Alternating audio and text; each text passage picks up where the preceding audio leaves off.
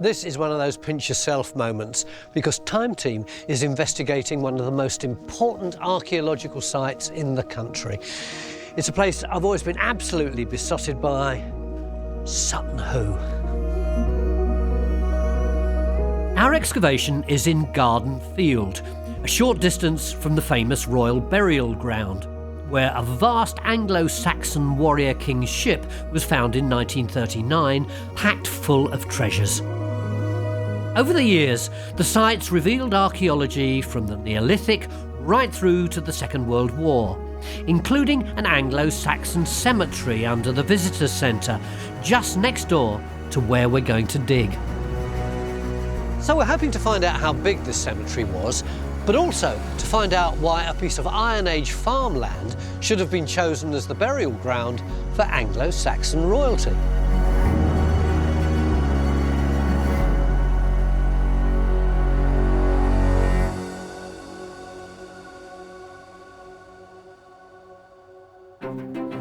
Sutton Hoo is in East Anglia, on the other side of the River Deben from Woodbridge, a town with a history of boat building going back to the Middle Ages.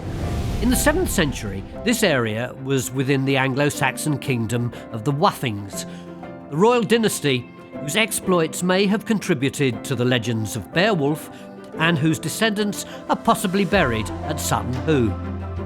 This whole field here is called the Royal Burial Ground. You can see why. See that tantalising large mound over there, and just down there there's a lower one in front of it, and there's our website team. Hi guys! That wasn't rehearsed, by the way. And over here, behind the cameraman, we've got this other low mound there, another mound there. But here, this one here, this is the pièce de résistance. This is the mound where Basil Brown excavated in the late 1930s and found a vast Anglo-Saxon ship burial full of fantastic treasure, fit for a king. Not a bad sight, is it? Brown's genius was that he recognised and preserved the ghostly imprint of a great ship in the sand. And this led the archaeologists to a burial chamber filled with treasure as a memorial to the great king within. In the 1960s, Rupert Bruce Mitford returned and meticulously finished the job Brown had started. 20 years later, Martin Carver excavated 7 mounds, 2 of which were previously unknown, clusters of late execution burials fossilised in the sand, and underneath all this, prehistoric farmland. In the 2000s, archaeologists made another exciting new discovery.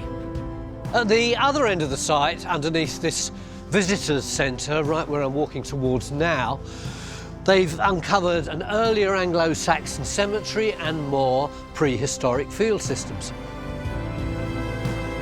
32 graves were identified, a mix of inhumation and cremation burials centred around a Bronze Age barrow. And the theory is that the cemetery extends into the field next door. And that's where Time Team came in. John and Jimmy brought in the latest geophysical equipment to survey the Royal Burial Ground and Garden Field next to the Visitors Centre.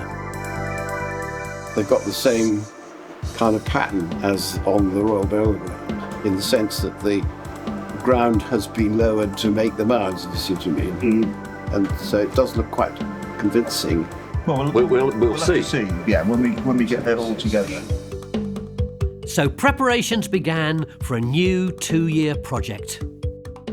In all my years exploring archaeology, I never ever thought that I would get a chance to be involved with an excavation of Sutton Hoo. That is so exciting.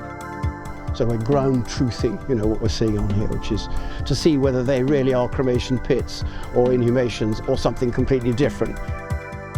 And for Helen, this was a chance to return to the site which had been part of her life since 1987. It's a tantalising piece of the jigsaw puzzle that we've always known a bit about, but to be able to find something properly concrete out about it is amazing. Fast forward to June 2024, and we're finally ready to get digging with a crack team of archaeologists that are thoroughly familiar with the challenging nature of this sandy site, because they dug with Helen 40 years ago. Justin Garner-Lahire returns as the site director, and Madeline Humler is the authority on prehistoric Sutton Hoo. And they'll be joined by other experts from Martin's original team, who've jumped at the chance to return to dig at Sutton Hoo for the 4 weeks we'll be here. How does it feel? It feels very good, actually. The question is, do we have something else to find? Yes, of course. Should we then just hack into a new mound? No, because we need to keep for the future things we know about. So it's been aimed at something we're a bit puzzled by, which is the finds in Garden Field. What were the finds that puzzled you? A gold coin of Honorius was picked up by a metal detectorist. So what date's that? Well, that's going to be in the early 5th century. And then they got the handle and part of the body of a bucket.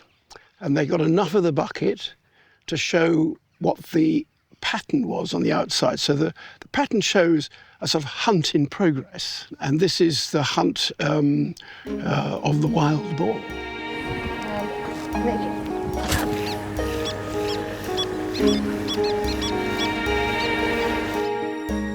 This extremely rare bucket is thought to have contained the cremated remains of a rich Anglo Saxon. As it's got similarities with the earliest cremations in the royal burial ground, this person might be a crucial player in the story of the development of Sutton Hoo. So we're metal detecting the whole area to try to locate and rescue the rest of the bucket and any associated burial. I'm getting signals at times of around 87, 88, which is a perfect signal for non-ferrous. But as I say, if it's just this rounded shape of ferrous, then the signal jumps around and doesn't give you a true one. So this could be what we're looking for, or it may be a horseshoe. The Geofizz of Garden Field revealed lots of intriguing targets, but following the guiding principles of archaeology, we're working from the known, the cemetery under the visitor centre, to the unknown in Garden Field. Now, this is where we are in the dome at the moment. This is the small water pipe, and this is where we're putting the trench. And we're putting it adjacent to the water pipe because that means we're not disturbing virgin territory, as it were. That's it. It'll give us a window into the ground. Yeah. And what it means is, as we go forward, we can start to understand the geophysical anomalies and plan where to put future trenches. Yeah. We've got a series of ditches crisscrossing the field. These are probably Bronze Age, Iron Age boundary ditches. That, by the way, is an old stream channel cutting across there. They're dry now. Dry now, yeah, totally. Finally get to the bits of interest, and you can see these concentration of blobs in this corner. Oh, they're all there. There's not very many there, and nothing at that far side of the field. These are all indicating either iron objects or these slightly different responses. They could be burials. You get a curved response, and that suggests it's a pit. Now, whether the pit has got a cremation urn, a burial, we don't know. We can't detect bones still, and the urns are too small. Is the ferrous stuff likely just to be gear discarded in the field, or does it have the potential for being Anglo-Saxon? It has the potential for being, of archaeological interest. Finally, we're ready to get going. And Matt joins co-director Cecily at the business end of Justin's digger. So we've got to keep an eye out for basically molten big stuff, molten stuff and burnt stuff. Care of, but You're not using the same kind of archaeology which I've always been involved with in television before. Right. Well, that's true. And I think it's an original type of archaeology in some ways that we developed at Sutton Hoo ourselves. We're trying to get the maximum information for the minimum destruction of the resource. So Sutton Hoo has made me at least understand very clearly that you don't get a second shot at these things. No. They only built so many burial mounds. They only built so many prehistoric fields. So what we're trying to do is to squeeze the maximum amount of information out. And obviously that does take longer, and it also takes a lot of different techniques. So we always dig by refining, cleaning the surface, then spraying it, then going up into a tower, looking down from the tower, and then we can start to see the variations. So some of those variations won't be anything, and some will turn into really important things.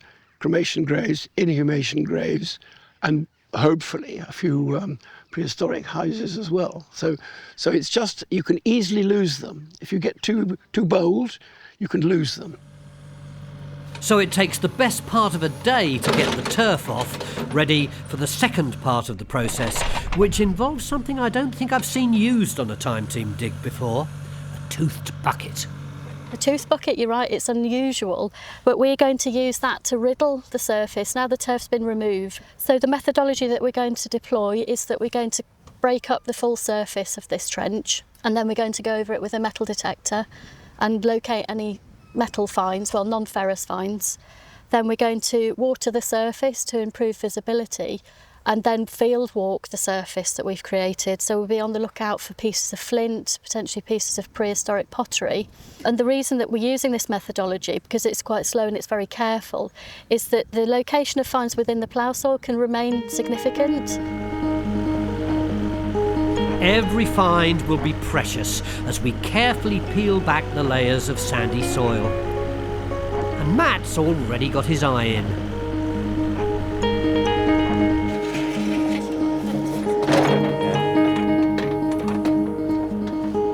This is prehistoric. I know they've had Bronze Age finds here, so it could well be Bronze Age. That said, it's a flake. It could be a bit of a flake. So what you've got to have there is the little bulb there, it's been struck off. So it would have been a flake probably about that big, maybe 10 or 15 centimetres long. Here we are. There we go, trying to let it blow away. Yeah, it's getting breezy now, isn't it? Once the soil's broken up, Keith steps in with the metal detector and finds not only a piece of pottery, but also a small piece of copper alloy. We heard a rumour, Keith, that you had found something, possibly part of a bucket. And I've got a similar signal to that just here.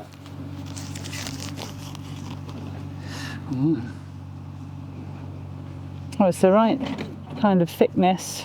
The reason why you'd think that's a bit of bucket is because it's a flat piece of bronze, basically. There's no kind of diagnostic edge to it or decoration or anything like that. No, it's flat, it's thin. I mean, you've just left that bit of adhering soil on, haven't you? There's no, we don't think there's anything underneath that necessarily. But it's flat and it's thin. And the only things that I could think of would be diagnostic, would be if we could get Derek to do some XRF on it, because it ought to be 20% zinc if it's part of this bucket that was found in this field. And what about comparing it to the existing bits of bucket? Well, we can't get the one out that's in the exhibition case, but we do have some bits of the original bucket which we couldn't reattach. So we've got a comparison we can do the XRF on, and maybe just a comparison of colour, etc. Yeah, it's quite light compared to what the current one looks like. It's quite a dark green, isn't it? Yeah, but that was found found in 1988, and had a bit of polishing. Ah, okay. Just next door to where he found this piece, Keith's got another similar signal and another piece of copper alloy. I think rather than poking at it with my fingernail, I'd like that to be dried and brushed. What do you think? Once the metal finds have been bagged, the area is watered to make it easier to spot finds. If any of these are part of the Broomswell bucket, Angela Kerr Evans might recognise them, as she worked on the conservation of the bucket at the British Museum in the 1990s. So this is the actual Broomswell bucket. Yeah. It was found in Garden Field in 1986 on the end of a harrow. Yeah. And this is the reconstruction Yes. of the whole thing, Yeah. with its base, with a complete handle in Yeah. place, and the brassy, shiny yeah. colour. Yes, it would be interesting to know to what extent it would have been quite so brassy by the time it reached here and, put in the grave. Every time I see it, I'm astounded at how big it is. In my Yes. memory, it shrinks down to the size of a more normal Anglo Saxon bucket, but it's much bigger, isn't it? It is quite big, and yet, it's really fragile when you look at the thickness of the walls of it. I mean, Yes, paper thin, it's really. paper thin. Yes. Yeah, it's extraordinary. I mean, the thing about it is that the punch work is so delicate, and you've got this tiny annular punch picking out details, and then you have this almost free-form inscribed bodywork, so that the bodies almost seem to be moving. Yes. And the animals are so exciting Alive as well. They're yes, very alive. and energetic. Yeah. So I can see one of the animals here. Yeah. I can just see its paws, and then it's looking back over its shoulder. Shoulder. The figures, with that kind of the way they've done the hair, Yeah. looks almost African. Oh, absolutely. So yes, absolutely. are these figures supposed to be barbarians, like the English were to the Romans and the Greeks, or are they supposed to be exotic, or are they supposed to be just ordinary members of the Roman Empire? Yeah. Who knows? Who knows? Yes. One of the things that we do know, we might not know exactly where it was made, might not know how it made its way to Britain, but I gather from the inscription that we do know that it's 6th century because of the letter forms. Yeah, that's very interesting. I'm particularly interested in this handle though, because it's missing one end. It's missing one end, and it's very heavy. Yes. It's a very heavy piece of bronze, and it makes me wonder whether it could be a replacement. It does have quite a bit of wear on it, but the actual handle fixings, the one that survives anyway. Flimsy. It's very flimsy, and that break is really fresh. Yeah. The rest of that handle is somewhere out Yeah, there. it And could be. while I'm not sure that the bottom would survive to be found, I'm pretty sure a piece that of other the end handle would. should survive, and it would be very identifiable too. Yes. You couldn't miss that. This is one of 12 similar buckets, all of which may have been made in the same workshop somewhere in Byzantium, the Greek-speaking eastern half of the Roman Empire. It's actually a Byzantine officer's bath bucket, so something you take on campaign. What do you mean by a bath bucket? Well, you send the servant off to get a bucket, get a lot of water. Oh, I see. Yeah, you put your foot in it, wash your hands, face, shave, and that's a lovely object, beautiful object. So we now know quite a lot about what it looks like, and it's got an incised inscription all the way around, and it says something like "Good health to you who use it." A bit longer than that, but that's the idea.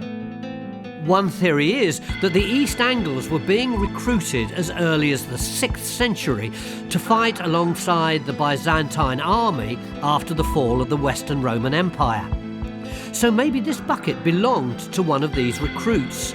And if the bottom of it's still underground and holds cremated remains, it's just possible the latest techniques will enable us to prove or disprove this theory. Different people are good at picking up different things, which is why everybody is working across the transect. So I'm going to have a crack at this bit over here.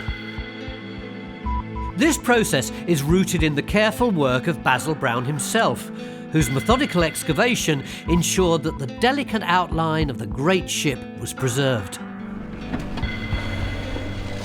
And it's already revealing tiny fragments that could mean a cremation is nearby. And what about the charcoal stuff? Does that go in as well? It's a process that Helen cut her teeth on in the 1980s.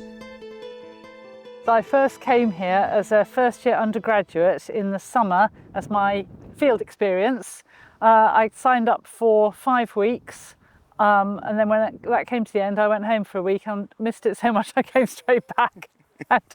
And this is really where I learnt my troweling and my shoveling. I learnt how to survey. I learnt a lot about finds. I've just done so much here over the years. And then, of course, when it came to the National Trust, I was already by that point going out with the National Trust's regional archaeologist, and we later got married. The 80s dig revealed 18 mounds, all raised within 100 years. The earliest, Mound 5, dates to the later 6th century, and it's the grave of a young man. He died a violent death before being buried in a bronze bowl surrounded by artefacts of a warrior, but no weapons. A similar style of cremation burial was found in 4 other mounds. Towards the end of the century, the fashion changed to inhumations, and the earliest of these was found in Mound 17, which was only discovered by chance when Martin was practicing his golf skills. I was on top of the Mound 1. I kept trying to get it to stay under the tree, and I always fall short, and the ball always rolled forward. So after about 100 attempts, I finally twigged that this was a mound. That's why, therefore the ball would stay in position. This was Mound 17, the last mound to be excavated in the last month of the final year. And inside was the biggest surprise of the dig. 2 graves, the first containing a young warrior buried in a log coffin, and in the second was his horse. The horse was just on his own in his pit, but the boy was buried with full, I suppose, adult things like a sword. He was lying on top of a shield. He was in a coffin. He had buckles, belts, beautiful jewels and strap ends, these sorts of things. He had the harness of his horse in with him, and the harness was also really highly decorated. The bit I loved was the fact that the harness ends had gold human type decorations, and the humans always had animal decorations on theirs. So I found that interesting. I don't know whether it means anything. Because the archaeology here is so delicate, Annette and others were suspended over the trenches on mattresses so they could work without touching the fragile sides of the trench. And the methodology paid off because they revealed one of the richest and most interesting horse and rider graves in Britain. But the most intriguing part of this burial for me is the fact that he's got a little bag with some lamb chops in, presumably for his journey into the afterlife. The tableau in each mound was deliberately designed by the living to continue the legends of the dead, and they became more and more spectacular, culminating in the ship burial in Mound 1. Each of these barrows would have been named after the person buried here, which is why I think we should call this one Radwaldeslow, much better than Mound 1. Radwald's burial chamber tells the story of a hero warrior who died at a time of transition from pagan to Christian belief systems and rituals. And among all the gold and garnet bling was a lyre. It recognises its ancestor. That's really something, isn't it? This was the king's own instrument. He would have played this to the accompaniment of the poetry, which was, of course, the main medium in those days, before the coming of the technology of the book, although it's arrived during his time. But he obviously loved the poetry, and it was a central medium. The epic poetry of Beowulf was written down a century after the great ship's burial. But the opening passage evokes a king's funeral as he's pushed out to sea in a vast ship. Sound familiar? There at Hooder stood, Hringet Stevner, easy and Utfus, Adderlinges far. Basil Brown's discovery forced historians to reinterpret these poems as more than just legends. Because the ship and burial chamber within Mound 1 were evidence that great warrior kings weren't just the stuff of fiction, and maybe the Dark Ages weren't so dark after all. And the cemetery we're investigating could reveal the prequel to these legends. Not all the mounds were excavated in the 1980s, and it's possible that there are many more yet to be discovered. The latest work we've done, and with Jimmy's radar, over the royal mounds, we've got some really nice results. Ignore this strong anomaly here. Now that looks pretty promising. Yeah, but that's where Helen and her fellow diggers 40 years ago held a bonfire every night after the day's work. They didn't think of the future, did they? No, so we're mapping things from 40 years ago. Yeah. So moving on, and seriously, the mounds don't have big ditches around them, so you don't get very strong responses. They're subtle changes. And what's exciting is in this area here, away from the mapped mounds, we've got this ring. Now, Bradford University did some work a few years ago. They spotted that with a different technique, but they thought it was related to the World War II anti-glider trenches, probably some related activity. But I'm convinced that this could be another mound. The technology of Geofizz is changing all the time, and the hope is that new developments might one day allow us to see inside the mounds without any excavation, to discover more stories about the people remembered inside them.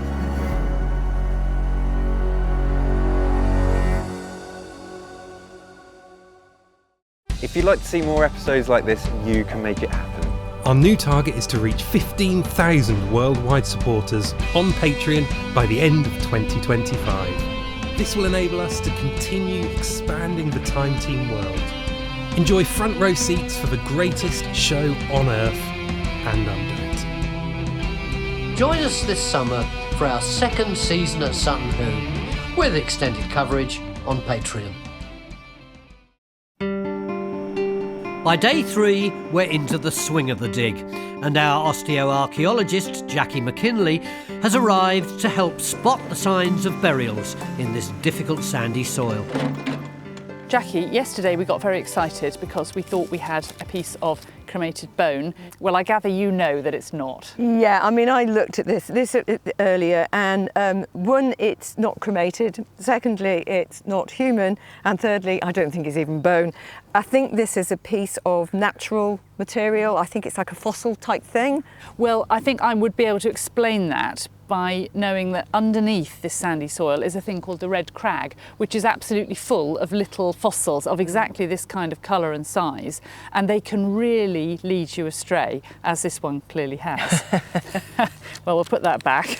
But of course you did the whole cremated bone report for the cemetery underneath the visitor centre, didn't you? What was the preservation of the bone like there? Well, the bone was actually in quite good condition, and I'm a bit surprised really, because this is quite acid soils, and even cremated bone, which survives better than unburnt bone does in these kinds of soil, you expect to get a little bit eroded, and it wasn't. It was really quite clear looking. So what do you think that we should be looking out for in our trench? Do you think we'll recognise the real cremated bone when we see it? It will be white. It will be quite obvious. You'll get quite big pieces should survive.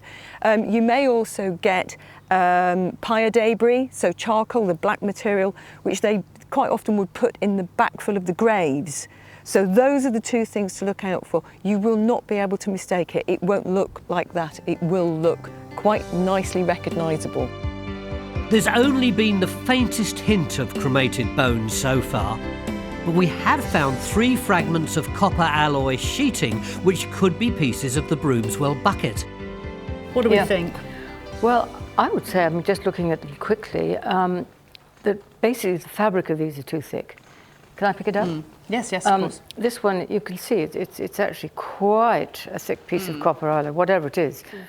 But this one, I'm actually very intrigued by it, because I think there you have a piece of sheet metal which is really, really fine. Do you see how fine it is? And I think that when it's clean, of course if it had a stamp mark on it, it would be absolutely brilliant. That could very well be a candidate, but who knows? This is a piece of the actual bucket that's detached and never been on display. But you can see, if I just lift it up slightly there, How incredibly Oh, thin it's so fine. I didn't realise how thin it was. You kind of forget these things, you know.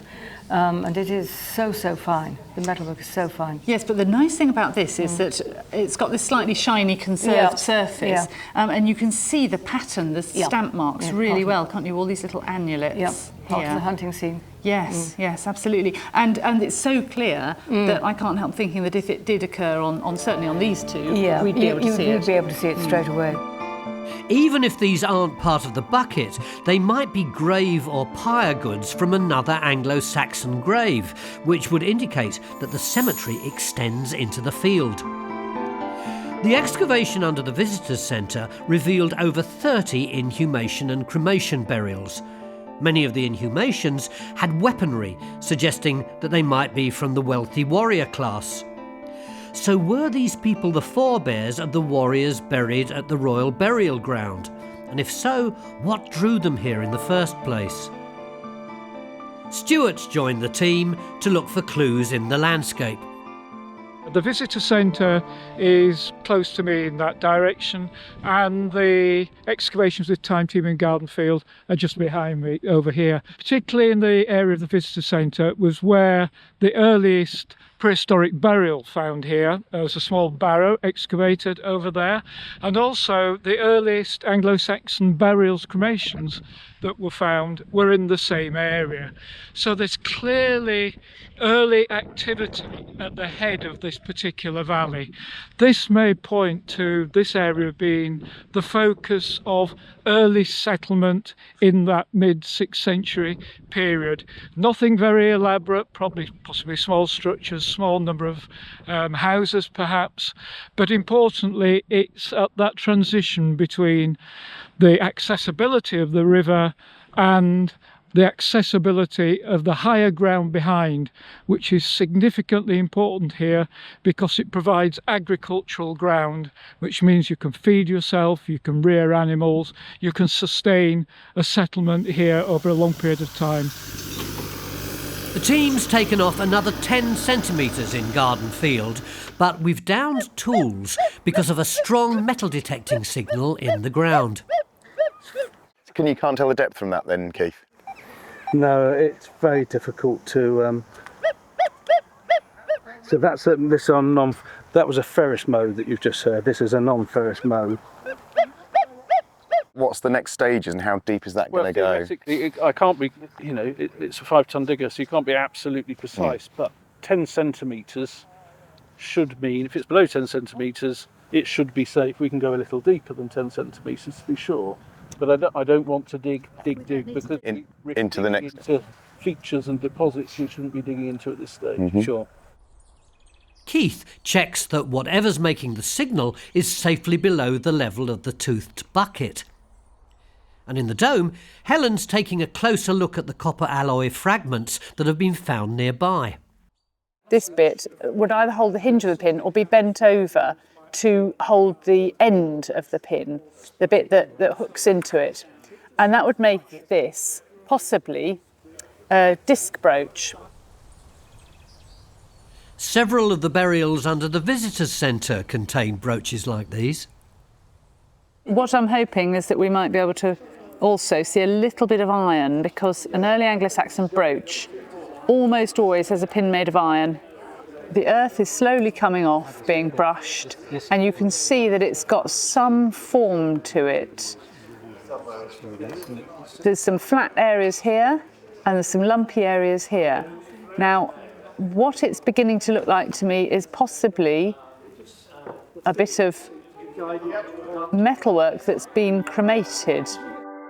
It's looking less and less like something I understand with each bit of brushing. Eagle eyes are required to spot such tiny finds. I think that's a bit of pop. And Justin's GPS plots are beginning to show patterns which could prove critical when we hit archaeology. Sometimes I think we must look a bit like herons, sort of looking for fish. metal detectorists Emma and Tom have now joined Keith, so they can begin the daunting task of detecting the entire field, using a grid that they'll move around the area. To complete the task could take the rest of the month. So I'm still staring wistfully down into the trench, but the reason why I'm staring extra hard at this bit here is this is where we had the really strong detector signal before.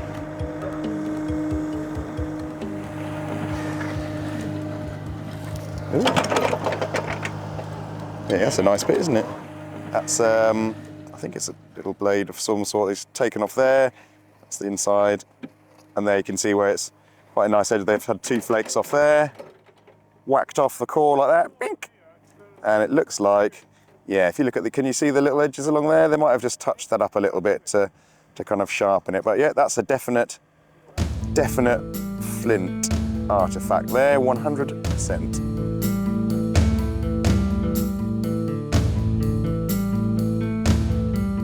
Madeline Humler is the leading authority on prehistoric Sutton Hoo.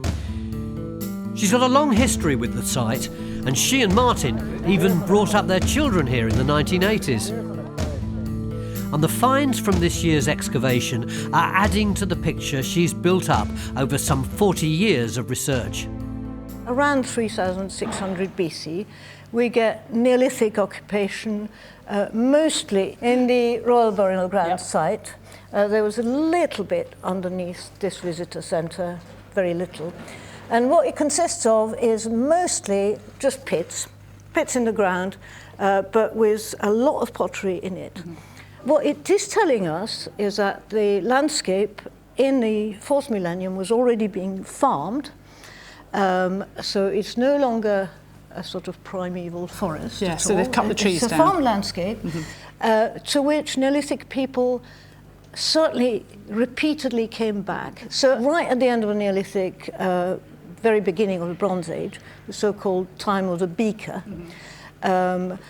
we found, again, in the Royal Burial Ground, mostly under Mound 2, which is statue burial, but also just next to Mound 1, the remains of an actual settlement. By that time, people had actually settled on this landscape. And so was that those huge ditches that I remember just south of Mound 2? Yeah. Yes. I'm sure you dug one of those. The enormous things, yes. But we also did have roundhouses. Now we're going to jump to about 500 BC to the Iron Age. And during the Iron Age, what seems to happen is that there's a very long boundary in the form of a ditch that goes all the way along the Royal Burial Ground. Here, almost exactly in line with the paths that the visitors are taking. It skirts along here and goes right up north to Gallows Hill, pretty much. Yeah. Onto this boundary, they then added smaller enclosures like little field systems, so-called coaxial field system, as well as a quite big enclosure, which this trench and this dome actually are sitting in. Yes. The fields and more trackways are visible on the Geofizz. And through the wonders of technology, John and Stewart are able to follow these on the ground using the GPS tracking on their phones. And it seems that the rabbits have marked the route with their burrows.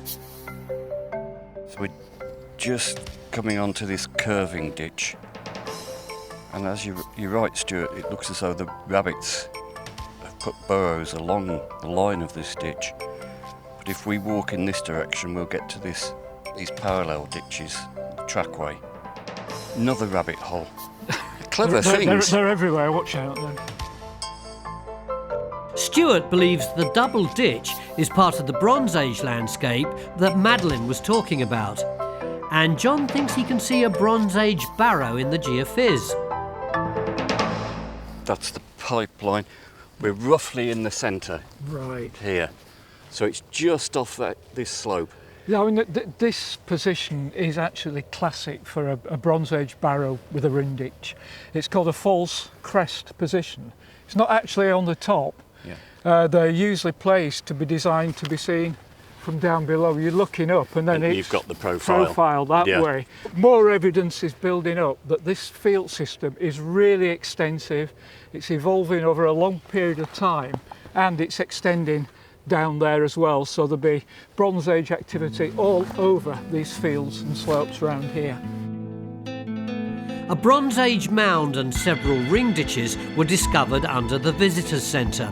So it's possible that there were a number of mounds across the field which might later have been used as rabbit warrens. By the beginning of day 4, we're beginning to get through the layers of plough soil, and there's light at the end of the tunnel. So if you look down there, you can see the orange stripes coming across that way, and they do look a bit like old plough marks, I think, that have been filled in, but yeah, there's still something. They're archaeological features though, so yeah, it's everything we kind of hoped for, and we're starting to get a change. Apart from a concentration of Roman pottery and the odd find, there's not much sign of activity at Sutton Hoo between the Iron Age field systems and the Anglo Saxon burials. But this period between the 1st and 5th centuries could be crucial to our story. Wow, it's amazing. Got a fibula brooch. Yes, it's just, I'm speechless because it's so enormous and it's in relatively good condition, isn't it? In fact, actually, you can see there that all the bits that are coming out are made, they're all springing, aren't they, from the centre of behind the bow. So it was all forged together in one bit and then bent round to make a spring, and then the pin would have come down here. But they're always called Colchester 1 pieces, but they're actually made in 2 pieces because it's got this bronze bar that's going through there to support the spring. And how deep? Probably no deeper than 4 inches. Gosh, have you ever seen one in this good condition and this big? No, they're normally a lot smaller and significantly in pieces. Yes, and they're normally dated to around the time that the Romans arrive, about kind of the middle decades of the 1st century, which is a time when we haven't got a lot of evidence at Sutton Hoo. I mean, we've got the Roman pottery that's right far over there. It was found in the field walking. But this kind of changes things, doesn't it? It's very exciting. Yes. As we reach the bottom of the plough soil, the team's extremely cautious because we don't want to damage any important finds. We're just sort of picking that up now. Yeah, it's a very strong signal like that. Right.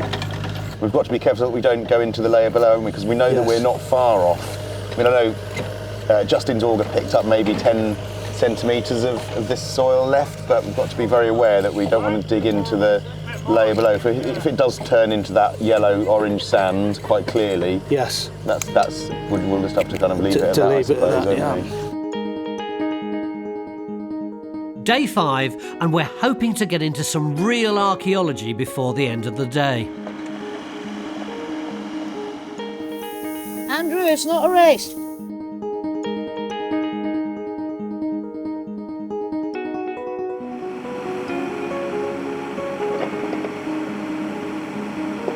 And we're starting to see the first signs of cremations in the trench. It's not actually very inspiring here, is it? They've been going for the best part of a week now. On the old terrestrial time teams, that would have been enough time to excavate a Roman villa or a medieval manor or something, but I can't see anything at all. Matt! Tony? One word would be painstaking, another word would be achingly slow. What's going on? Well, the process we're going through here, Tony, is quite slow, and sometimes it is frustratingly slow, but it is paying off, because here we have what looks like we've got a bit of pot, we've got a bit of bone, we might have a cremation, and we know from what we've done already that this was an area where we've already found bits of pottery, so this is a hotspot for us. Jackie, I love it when archaeologists say to me, there's pot here, there's bones here, there's evidence of excavation. All I can see is like just a bit of dirt. Really. Well, I mean, it's not been cleaned up. Can you see that dark edge coming round here? And looking in here, it looks also like there's some fuel ash in there, possibly from the pyre, debris from the pyre. And there looks to be possibly bits of cremated bone there. And like Matt said, there's the pottery across there. It's disturbed, but you can see quite clearly a nice piece of pot there. And that was exactly like the piece we found higher up. Could that be Anglo Saxon? Yeah, I think so. I think we could have found one of our cremation burials. This is what I don't understand. There was supposed to be a pipe along here, right? And we've got all this, what to my untutored eye looks like archaeological debris around it. Are we going to find a cemetery right there, or is it going to be smashed up, or is there a cemetery over the way? What are you thinking? Well, we think from the geophysics there could be cremations around here. What we don't know at the moment is whether the charcoal in the bone we've got there is in the backfill of that pipe and it's all been churned up, or whether the pipe has just missed it and we're at the edge, and we can't see that because it hasn't been cleaned up. So what we really need to do next is finish this pass with the machine. You can see we've done that bit there. We're going to finish off the whole site, and then we're going to get down, start troweling and clean up round here, and then we'll know whether we have a cremation right in front of us there, or whether it's just a mixed up pile of excremation. Watch this space.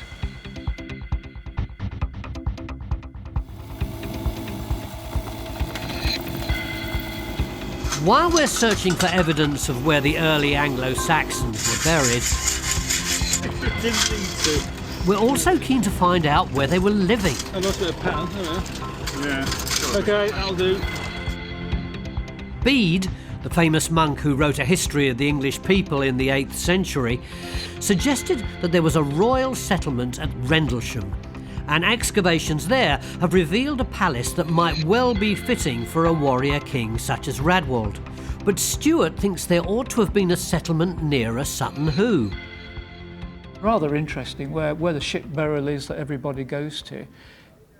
It's right on the end, on the inland end, of a very distinct finger-like promontory. Yeah. So it looks as if the whole essence of the burial practice that's going on here for this big royal grouping is related to the wider landscape. They're being buried on the edge of their territory, which is much, much wider and extending way out to Rendlesham, which is inland.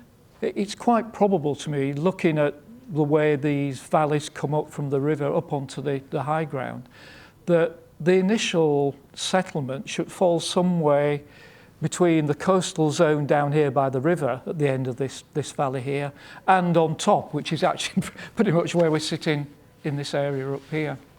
But for the next few days, we're going to have to concentrate our geophysics on smaller, more specific questions, maybe relating to boat building, maybe looking at this one promontory that's not been looked at up until now. That was actually levelled to effectively build the house that was there. So there's going to be a lot of build-up around where the house is now, but there's an area beyond it which doesn't look to have been impacted on in any way. That is known as Rabbit Field, apparently. Oh, so you're off chasing rabbits, are you? So Simon begins the survey of the promontory which Tranmere House is built on. This is the house where Edith Pretty lived in the 1930s and watched Basil Brown's excavations from the balcony. And it is probably 80 years later, here we are following in his footsteps and getting nearer the source of the big signal. Yeah. It's big, so but it's still probably a couple of inches to go on it. Nothing from there. From that line, yeah. There's absolutely nothing. Okay, well, Yeah. that's marked out. Yeah. Yeah, so we can go from where this flag is, put back. One more pass with the digger and there are more indications of Anglo-Saxon grave goods.